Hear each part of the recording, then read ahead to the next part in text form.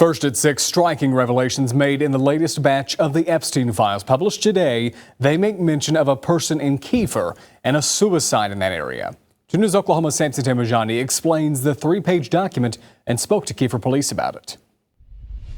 The FBI's National Threat Operations Center got a tip from a call on October 27, 2020, from a person claiming to have known a woman and her daughters, one of whom told him she was raped by both Donald Trump and Jeffrey Epstein. And to preface, the following info is from a tip and has not been independently verified. The current Department of Justice has already come out announcing online that it denies many allegations made in unsealed documents this week. The man that the documents reference has his ID and all potential victims' names redacted as well, making the 3 pages and their narratives a bit difficult to follow. According to the FBI documents, the man alleges his former partner told him that in 1997, a woman invited her and her 3 daughters while in New York to, quote, meet Donald Trump and some of his friends, and later gave her money.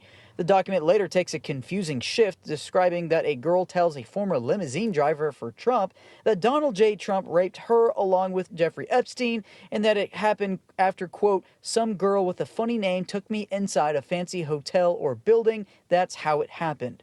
One of the redacted names then told the person to go to police, and the tip alleges they eventually did, but was found dead in an apparent suicide in Kiefer, Oklahoma in January 2000. The end of the document also makes a strange allegation tying Bill and Hillary Clinton to a John Nichols who tried to, quote, set up a redacted name for the OKC bombing. The main claims, understandably catching local authorities by surprise, including Kiefer Police Chief Johnny O'Mara, an 11-year Kiefer resident only, who says he spent all of Tuesday morning fielding questions from national media. I looked and there's absolutely no indication of anything related to information I was able to discern from that DOJ document. It's really confusing. The document is a lot of redactions, so basically I just took the dates and saw if there was anything related, and there's nothing in our records that would indicate something like that happened inside the city limits of Kiefer. Chief O'Mara says the date ranges mentioned in the file don't line up with the city of Kiefer death records and believes anything relevant would have been in the Creek County Sheriff's Office's jurisdiction. Creek County Sheriff Brett Bowling then told me Tuesday afternoon that his office and the district attorney's office are looking into the references made in the file and will forward any relevant information to the FBI.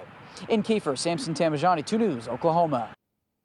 President Trump has denied any wrongdoing. The DOJ also calling some of the claims untrue and sensationalist, and submitted to the FBI right before the 2020 election.